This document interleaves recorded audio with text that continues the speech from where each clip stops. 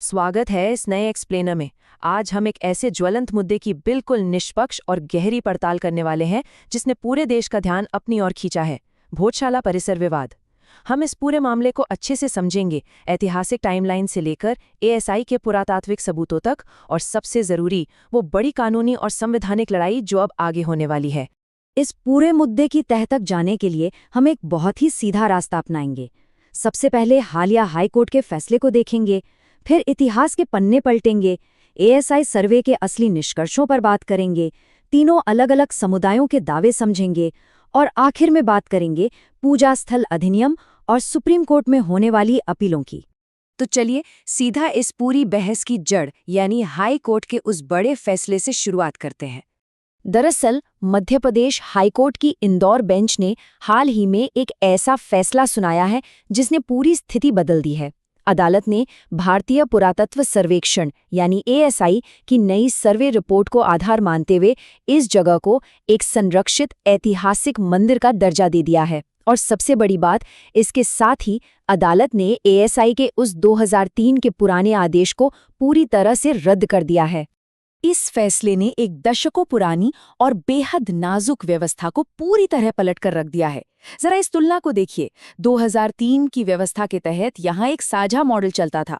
मंगलवार को हिंदुओं को पूजा की अनुमति थी और शुक्रवार को मुस्लिमों को नमाज की। कई बार जब वसंत पंचमी और शुक्रवार एक ही दिन पड़ते थे तो काफी सांप्रदायिक तनाव भी देखने को मिलता था। लेकिन अब 2024 के इस फैसले ने इस शेयर्ड एक्सेस वाली सिस्टम को खत्म करके इसे विशेष रूप से एक ऐतिहासिक मंदिर घोषित कर दिया है। अब इन मौजूदा दावों की असली जड़ तक पहुंचने के लिए हमें इतिहास में लगभग 1000 साल पीछे जाना होगा। आइए इस क्रोनोलॉजी को समझते हैं। कहानी शुरू होती है 1034 ईस्वी में, जब राजा भोज ने यहाँ एक संस्कृत विश्वविद्यालय और ज्ञान का एक बड़ा केंद्र बनवाया था। फिर इतिहास में आगे चलकर 1514 में इसे मस्जिद में बदलने के प्रयासों का भी जिक्र मिलता है। इसके बाद 1875 में ब्रिटिश काल के दौरान यहाँ खुदाई हुई, जिसमें वाघ देवी की एक मूर्ति मिली जो आज भी लंदन के म्यूजियम में रखी हुई है। और फिर कई दशकों बाद जाकर 2003 में एएसआई ने वो साझा पहुंच वाला आदेश जारी किया था। लेकिन हाई कोर्ट ने 2024 का ये नया फैसला किसी हवा में नहीं दिया है। इसके पीछे एएसआई द्वारा किया गया एक बहुत ही व्यापक फिजिकल सर्वे है। यहाँ जो आंकड़े सामने आए हैं उनका स्केल वाकई हैरान करने वाला है।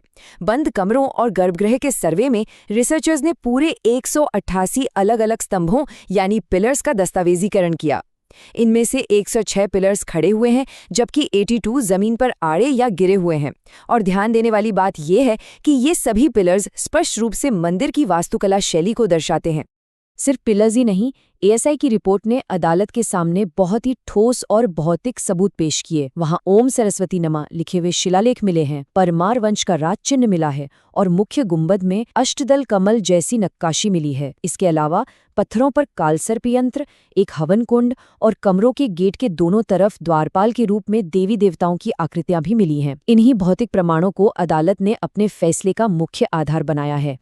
लेकिन इतने विस्तृत पुरातात्विक सबूतों के बावजूद ये मामला इतना सीधा नहीं है। ये स्थल असल में 3 अलग अलग धार्मिक दावों के बहुत ही जटिल चौराहे पर खड़ा है। इस चार्ट को देखिए, यहाँ तस्वीर एकदम साफ हो जाती है।